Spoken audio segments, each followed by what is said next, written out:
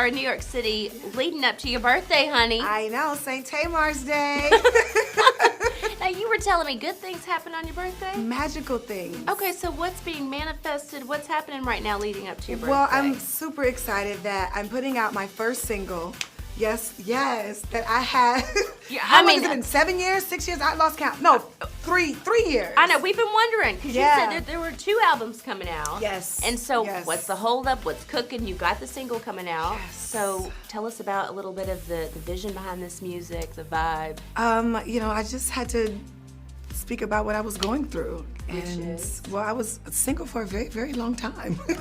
Looking for love, being let down, and trying to figure out where I fit, with love. And I had to write about that. So love is inspiring new music. Love is inspiring me, good and bad. Okay. I mean, it is. That's the thing about dating. You can always get a good story. Hello. Thank you for the research, darling. Honey, there are a lot of frogs out there. Yes, there is. With your music, since you're putting something out there, will this then, like a full album or those 2 albums follow up this single? Very, very shortly. Okay. Very shortly. The record is called Changed. And I'm really proud of it because this is the first time in a long time that I've been this excited about music. Really? Yes. So this phase in your life, the evolution that you've undergone, you've been working on yourself for quite some time, and when we last spoke, that was at the forefront of your mind, is just making sure that you were okay, you were being in tune with your feelings, your emotion, where you are in life. How has your music helped this phase of your life, this evolution, and how you're feeling? It's been incredibly healing, because how when people are in therapy, they often speak about journaling. Well, this is me journaling.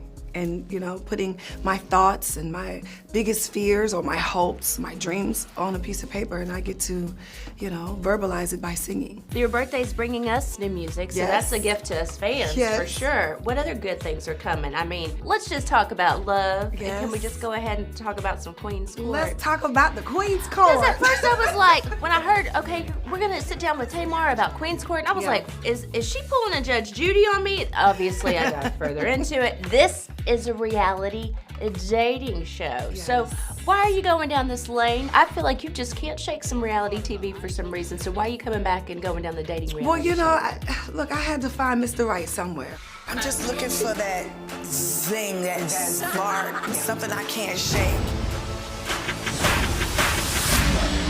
Damn, 21 men? You're gonna have to pray for us. We're ready. I feel like I've looked high and low.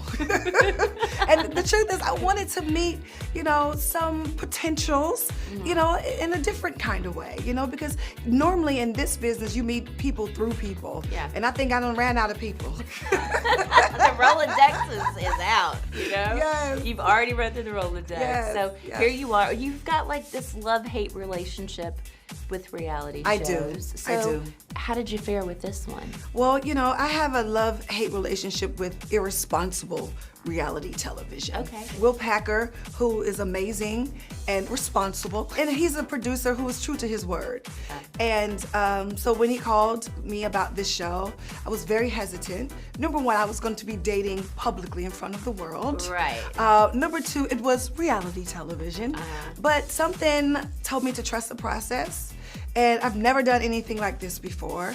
And what's the worst that can happen? I find love? Well, here you have it. I don't know. So did you find love? Well, you have to tune in to see. Tamar, don't be. But the good thing about tuning in this time is that you get a whole drop. So you get to binge on 10 episodes. You don't have to wait week by week. Thank goodness. And you get to see right then and there on Thursday, March 16th, a day before St. Tamar's Day. I told you magical things happen. We get 2 gifts, You get 2 gifts. Listen, this TV show is so amazing. It's one of my most proudest moments, really. Seriously? Why Outside do of you Big say Brother, that? it is. Well, because I got a chance to really be with some girlfriends, people I really truly love and respect, who was looking for the same thing that I was looking for. We had vulnerable moments. We've had amazing moments. And funny moments. Fun Y'all tea. have me just crying, laughing Yeah. so hard at some points. I feel like we're gonna get a lot of memes out of this show Yes, too. you are. Does he make your spirit jump or your jump. And we also get 3 queens. You do. We get 21 potential, I'm not even gonna say kings. Eligible 21 men. bachelors. Eligible bachelors. Yes, There we yes. go. So we get a lot of spice in there. do. You get your, it runs the gamut with the guys that they bring in for you. From groupies to meditators to professionals to players. The players from the Himalayas, honey. You compare one to Nick Cannon and you ask another in one of your confessionals if he's gonna take you to Chuck E. Cheese. Well, hey, that's what dating looks like in 2023. You never know what you're gonna get. Truly. You know, and the great thing about it is that the 21 men came to us, and we didn't have to go and find them, which is the hardest thing about dating these days. But you had to approach the men to ask them, hey, will you go on a date with me? That was tough. Yeah. That was tough because I'm old-fashioned and I'm stuck in my ways. But that's a part of putting yourself out there and choosing the right one. Sometimes we wait for the person to ask us and this is all wrong. Right. So this time, I get to have conversations and choose my own date. The ball's in Tamar's court. It's in this time Tamar's around. court. So what exactly did you learn about yourself through the process of this journey?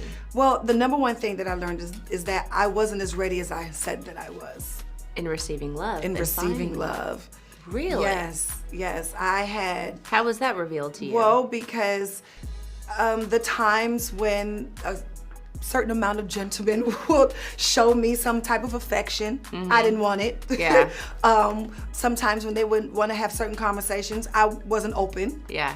And I just had to really check myself and make sure that, this is the area that I had to work on before I, just branched myself out a little bit further. I can't understand. You are a woman of certain notoriety, and you think probably you put up these defense mechanisms because you don't want people's motives are. No, and you never know. And sometimes you never know until you're knee deep, and then it's too late.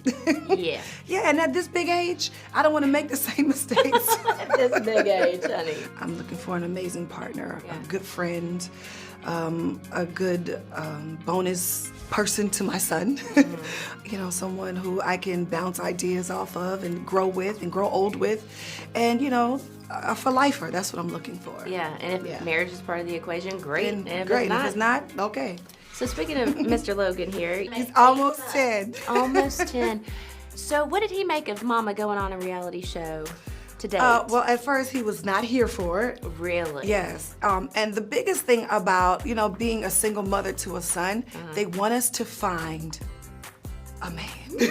They really do. He does? He really, truly wanted me to find my life partner. And I had to remind him, well, Mommy can't find him in the house with you. Right, you're gonna have to go. That's when he opened up to the idea, because ultimately our children want us to be happy. That's comforting. Yeah, it is. To know that it's not something that he's holding against you or a grudge or... Nope, although he's picky. Well, that's a good thing. Hello. He wants me to be happy. What about your exes? Have they Yes. weighed in on you taking part in a reality dating show? Yes, they have. What was their 2 cents? Well, the first one, he's very overprotective. He's really definitely taken the role as big brother, which is very weird. But okay, because he's a family member. And so his biggest thing was for me to be careful about motives and other people's objectives, because he too wants me to find love. And he was very, very supportive. Yeah. And the second one was like, I have no idea what you're doing and why you're doing this. Wow. Yes. You are leading me on this path to find Hello, love. it's You are all a your reason fault why. while I'm in the situation anyway. Exactly. And I also love that Holly and Rodney are at the forefront of, hosting, navigating this ship with y'all. Holly just seems like one of the girls. And I also love seeing the relationships it seems that you formed with Evelyn and Nivea, because you're a girl that has grown up with a house full of sisters, and this just seems to be like another extension of that in a I have sense. 2 more. Yeah. 2 more bonus sisters. Well, 3 more bonus sisters and a brother. Yes. Listen, the relationships, I think, surpass all of my understanding as to what I truly needed in that moment. Yeah. I needed Evelyn, I needed Nivea, I needed Rodney, I needed Holly in that moment in my life to really funnel through all of my biggest fears. Yeah. So even if Tamar's not walking away with a man, she walked away with 4 man, awesome new some friends. lifelong friends. And Holly and Rodney was such a huge blessing because they have been through it. And they were very open about, you know, their challenges and their relationship. And it really did help us vet the person that we were supposed to end up with or not.